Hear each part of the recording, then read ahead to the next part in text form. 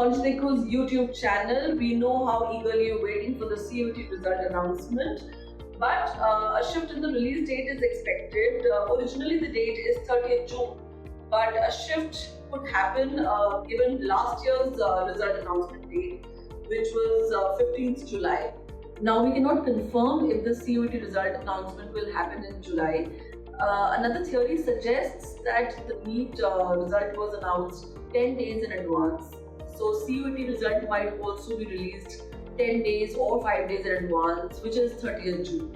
While speculations around the result date is on, let us take you through the process of how you can access your CUET result once it is out. Visit the official website. Click on the link available to download the result. Enter your application number and date of birth and click on Submit button. And there you have it, your CUET result is available for you to download.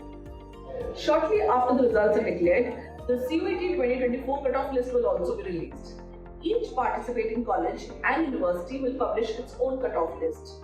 These cutoffs are crucial to determine your eligibility for various programs. So make sure you check these cutoff lists, especially for the colleges you are interested in.